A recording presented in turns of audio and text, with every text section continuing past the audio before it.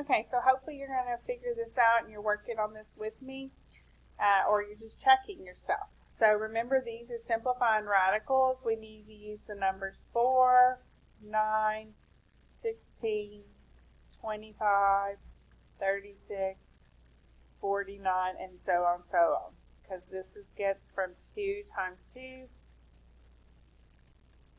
3 times 3, 4 times 4, so on and so forth.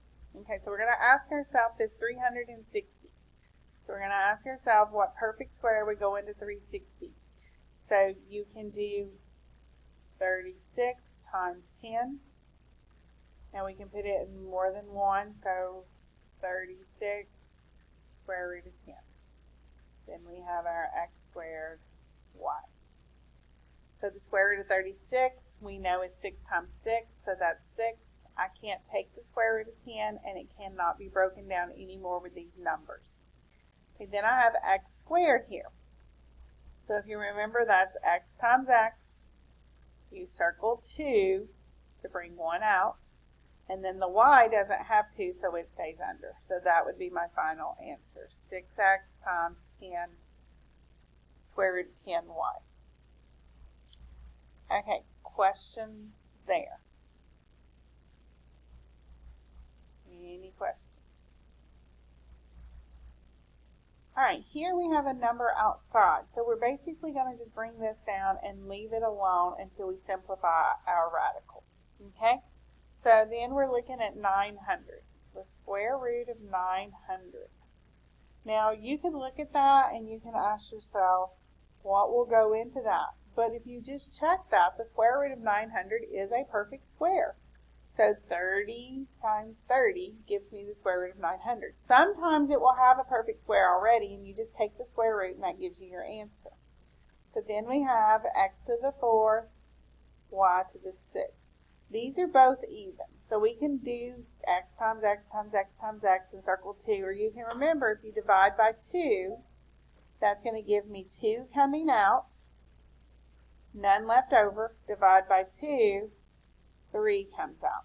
So there's nothing left under the square root here. 4 times 30 is 120. I have 1x and 2x, so I have 3 x's, 1y and 3y, so I have 4 y's. Okay, so if you have questions about that, make sure you ask them. So that's my final answer there. Okay, let's look here on adding and subtracting. 2 squared root of 6 minus 3 squared root of 4 minus 3 squared root of 24. The square root of 6, remember our numbers? 4, 9, 16, 25, 36, 49, so on and so forth.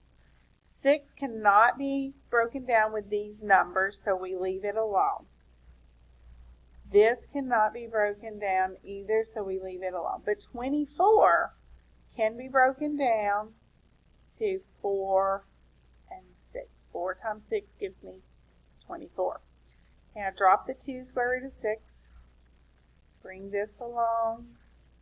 And we're going to talk about this one in a second. But we're just going to talk. It can't be broken down because it is one. But we're going to keep working. What's the square root of 4? 2. 3 times 2 is 6. Square root of 6. Good so far? Okay, now let's talk about this little fellow in here. So we leave the 2 square root of 6 alone. What is the square root of 4? That's right, 2. So that's going to give me minus 6 square root of 6. See, the square root went away because we took it. Okay, now these two are like terms. So 2 minus 6 is negative 4 square root of 6 minus 6. And you can write that either way. Any questions there? Okay, so don't forget, if it is a perfect square, we can just break it on down. So here we have negative 5 square root of 9 times 3 plus 2 square root of 4 times 3 plus 8 will break down to 4 and 2. So 4 times 2 is 8, 4 times 3 is 12, 9 times 3 is 27. All right, we know the square root of 9 is 3. We know the square root of 4 is 2. We know the square root of 4 is 2. Negative 5 times 3 is negative 15, square root of 3. 2 times 2 is 4, square root of 3. And then 2, square root of 2. So we're just simplifying. Now we're looking for like terms. These two both have a square root of 3, so that's going to give me negative 11, because negative 15 plus 4 is negative 11. You subtract, keep the sign of the bigger, plus 2, square root of 2. Questions on that? Okay, last two problems. Yay! Multiplying. Okay, so we're going to do 63 times 14, and we're going to get 882.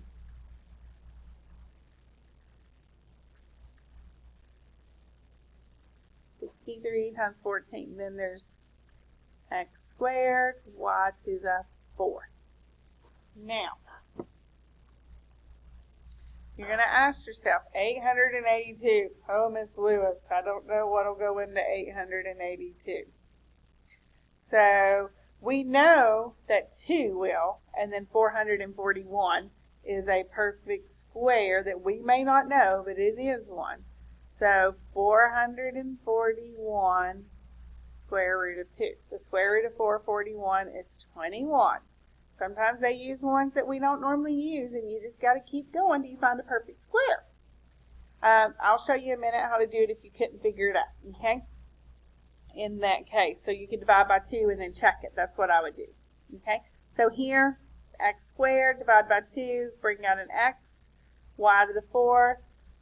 Right here, divide by 2, bring out 2 y's, and there's none left over. So let's go over here to this 882. So it's a really big number. So we may need to do our prime factorization where we do 2 times 441. And then you would ask yourself, can 441 be broken down anymore? And you would do 3 and 147. And then this is how we did it in the very beginning. And then you're going to divide that by 3 again, and you're going to get 49. Now notice, 49 is a perfect square, and I have 2 3's. So this 2 is all by itself, so it would stay under. But this would give me 3, and then the square root of 49 would be 7, and 3 times 7 is 21.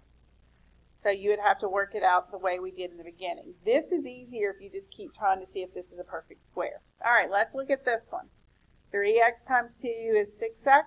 That's on the outside of the radical. And then 15 times 10 is 150x, and x squared is 3x. Okay, x to the cube. All right, so we have our 6x we're going to leave alone. This can be broken down to 25 times 6. 25 is our perfect square, and then x to the 3rd. Square root of 25 is 5. I don't know the square root of 6.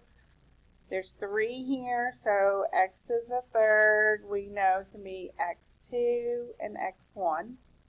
So 2 divided by 2 is 1 out. This one stays under. 6 times 5 is 30. X squared, 6x.